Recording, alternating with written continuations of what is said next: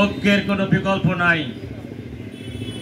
সীসা ঢালা মানব প্রাচীর তৈরি করে এখানে আপনারা যারা বসে আছেন মুসিন্দা ইউনিয়নের সর্বোপরি বিএনপি এবং জনগণ যারা আছেন তাদের কাছে একটি অনুরোধ রাখছি, সীসা ঢালা ঐক্য গড়ে তুলুন, মানব প্রাচীর তৈরি করে অন্যায়ের বিরুদ্ধে ন্যায়ের সপক্ষে আওয়াজ তুলুন। আজকের এই আলোচনা সভার সম্মানিত সভাপতি আমার আশা ভাই, আমি মাঝে মাঝে আশা ভাইয়ের বিভিন্ন পোস্ট দেখি, শেয়ার করা দেখি, আমার ভালো লাগে। আমি ভাবি আশা ভাইটা কে, এই চাষ করে ওই তালুকদার নাকি? মাঝে মাঝে আমি আসি ঢাকা যাওয়ার জন্য টিকিট নিতে, বোধহয় না ভাইয়ের কাছে, ওই আশা ভাই হবে তাহলে। ঠিক আছে, তো আজকের এই আলোচনা সভার সম্মানিত সভাপতি আশা ভাই আমাদের মাঝে উপস্থিত আছেন। গুরুদাসপুর বড়াই গ্রামের আমাদের অহংকার, আমাদের অলংকার মরহুম এম মোজাম্মেল হক সাহেবের একজন আদর্শ পুত্র ব্যারিস্টার আবু হেনা মোস্তফা কামাল। আমাদের মাঝে উপস্থিত আছেন এই বিশ্ব রোডকে যিনি নেতৃত্ব দেন, আমার খুব কাছের মানুষ, অত্যন্ত শ্রদ্ধা করি আমার ওবায়দুর রহমান মাস্টার ভাইকে। আমাদের মাঝে উপস্থিত আছেন আমার গ্রামের তথা গুরুদাসপুরের সূর্য সন্তান জনাব নাজিমউদ্দিন সর্দার, খয়রউদ্দিন পরামানিক, আলাল পরামানিক, সোহেল সর্দার, লালন বিশ্বাস সহ আপনাদের স্পষ্টভাবে জানিয়ে দিই, এই গুরুদাসপুর আমাদের এই গ্রাম, আমাদের এই গ্রামের সূর্য সন্তান। ইনারা আমার ভাতিজা সোহেল সর্দার, অত্যন্ত বলিষ্ঠ কণ্ঠস্বর, আমার অত্যন্ত প্রিয় একজন মানুষ। প্রিয় উপস্থিতি, 31 দফা বাস্তবায়নের লক্ষ্যে আমরা এগিয়ে যাব। জনাব তারেক রহমানের দিক নির্দেশনা অনুযায়ী 31 দফাতে কি লেখা আছে? 31 দফাতে কি লেখা আছে? আপনারা চাঁদাবাজি করেন? বলেন, সমস্যারে বলেন, এটি কি লেখা আছে? সন্ত্রাস করেন?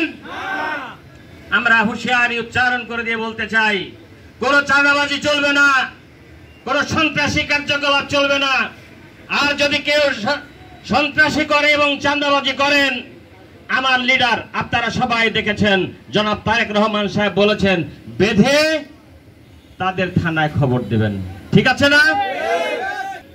মূল হোতা তাদেরকে চিহ্নিত করতে হবে এবং আগামীতে কেন্দ্রীয় কমিটি থেকে শুরু করে জনাব তারেক রহমান সাহেবের কাছে বার্তা দিয়ে দিতে হবে, অমুক চাঁদাবাজের কারণে আমাদের দল ক্ষতিগ্রস্ত হচ্ছে।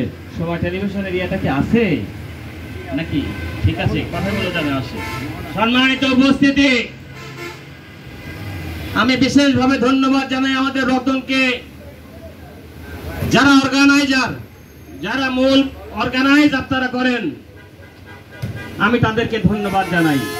প্রত্যেকটা ওয়ার্ড থেকে আপনারা অর্গানাইজ করবেন একটা ভালো মানুষের সমর্থনে।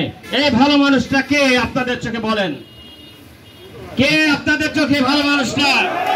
এই ভালো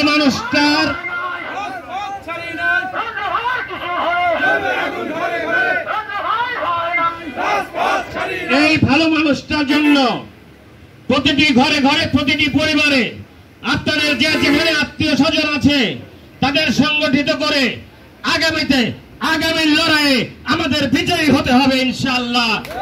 আপনাদেরকে সবাইকে আমি অত্যন্ত অনুরোধ সহকারে বলছি,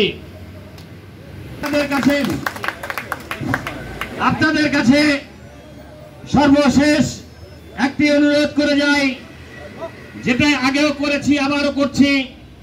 বাড়ি যাবেন, ঘরে যাবেন, আগে নিজের পরিবারের মানুষগুলোকে ঠিক করবেন, পাড়া প্রতিবেশীকে ঠিক করবেন, ওয়ার্ডে ঠিক করবেন। আবার কিন্তু এখানে আসবো, আমি আসবো, কিন্তু এরপরে যদি দেখি এই এলাকায় লোকারণ্য হয় নাই, তাহলে বুঝবো যে আপনারা কোনো কাজ করেন নাই। আমরা দেখতে চাই আগামী যখনই এখানকার নেতৃবৃন্দ, আমার মাস্টার সাহেব, আশা ভাই, মান্নান আছে, শহীদুল আছে, আমার ওই যে আমার আপন খুব পারভেজ, পলাশ আছে না, এই পলাশ, এই যে এরা যারা তৎসময় যারা জীবনের ঝুঁকি নিয়ে রাজনীতি করেছে, আমি তাদের সপক্ষে।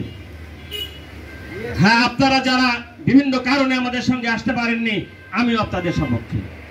হতে পারে এমন সংসারের কারণে বা যে কোনো কারণে, পারিবারিক কারণে আপনারা আসতে পারেননি, কিন্তু আপনারা শহীদ জিয়াকে ভালোবাসেন, আপনারা তারেক জিয়াকে ভালোবাসেন, আপনারা এখন সংগঠিত হন। এখন সংগঠিত হতে আপনাদের কি কোনো অসুবিধা আছে? আমাদের কি কোনো ঝামেলা আছে? প্রতিপক্ষ তার কি কোনো ঝামেলা আছে? আমরা কোনো প্রতিপক্ষ চাই না, আমরা চাই ঐক্য। উদাত্ত কণ্ঠে আজকে বলে গেলাম, এখানে রঞ্জকের সাক্ষী রেখে বলছি, নেতৃবৃন্দকে সাক্ষী রেখে বলছি, আসন ঐক্য গড়ে তুলি, ঐক্যের কোনো বিকল্প নাই। তবে সে ঐক্য হতে হবে, ন্যায়ের পক্ষে, অন্যায়ের বিপক্ষে। ঐক্য হতে পারে চাঁদাবাজের বিপক্ষে, চাঁদাবাজের সপক্ষে কোনো ঐক্য আমরা করতে চাই না। সবাইকে ধন্যবাদ জানিয়ে সংক্ষিপ্ত সময় আসলে কথা অনেক ছিল, কথা বলার মতো বলতে পারলাম না। যদি কোনো ভুল ত্রুটি করে থাকি ক্ষমা সুন্দর দৃষ্টিতে দেখবেন। আসসালামু আলাইকুম।